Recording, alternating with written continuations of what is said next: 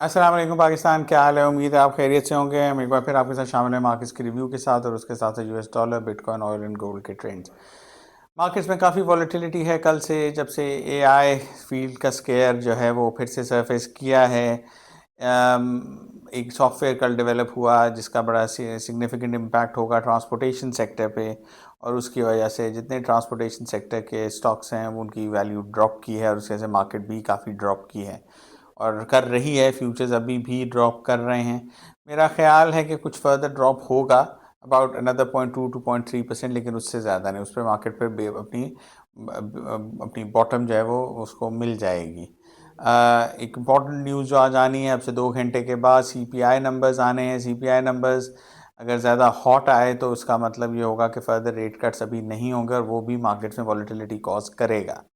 मेरी प्रोडिक्शन यही है कि सीपीआई नंबर्स हॉट आएंगे और उसकी वजह से फर्दर वॉलेटिलिटी होगी, लेकिन बहुत ज़्यादा नहीं। 0.2 0.3%, उससे ज़्यादा नहीं, क्योंकि मार्केट ऑलरेडी लेबर डेटा के बाद से एंटिसिपेट कर रही है कि रेट कट्स जो हैं वो अभी नहीं होने लगे। तो मार्केट ने उस चीज़ को प्राइस इन ऑलरेडी कर लिया है। बिटकॉइन अभी भी 67,000 मार्क पे ही होवर कर रहा है, ज़्यादा उसमें ग्रोथ नहीं हुई। अभी इंक्रीमेंट नहीं, अगर मार्केट रैली करेंगी तो फिर बिटकॉइन भी साथ रैली करेगा। और मेरा ख्याल है कि आज मार्केट ने अगर ड्रॉप किया तो मंडे या ट्यूसडे को मार्केट में रैली हमें देखने को मिलेगी, या शायद आज ही रैली कर जाए।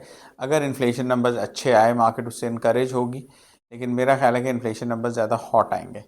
ऑयल प्राइसेस जो हैं वो ड्रॉप की हुई हैं जब से ईरान और यूनाइटेड स्टेट्स के दरमियान नेगोशिएशंस अच्छी चल रही हैं। मेरा ख्याल है कि अभी नेगोशिएशन जितनी देर चल रही हैं उसके बाद उसकी वजह से प्राइसेस जो हैं वो अंडर कंट्रोल ही रहेंगी। गोल्ड भी सिमिलरली नीचे आया हुआ है, क्योंकि जियो पोलिटिकल टेंशन्स कम हुई हुई हैं, और इसी वजह से, जैसा मैंने कहा, ऑयल प्राइसेस भी नीचे रहेंगी, इसलिए मुझे है कि गोल्ड भी नीचे ही रहेगा। यूरो जो है वो वीकन हुआ है यूएस डॉलर के मुकाबले में, क्योंकि मार्केट्स में वॉलेटिलिटी हुई है। मार्केट्स में जब भी वॉलेटिलिटी होती है डॉलर स्ट्रेंथन होता है, और यूरो ने उसकी वजह से वीकन होना था, सो वो हुआ है। और अगर आज फर्दर वॉलेटिलिटी हुई, जो कि एक्सपेक्टेड है कि थोड़ी सी होगी, तो यूरो और वीकन होगा। ये अभी तक की रिपोर्ट है। हम सीपीआई नंबर्स के बाद आपको फर्दर अपडेट देंगे। अपना ख्याल रखिएगा।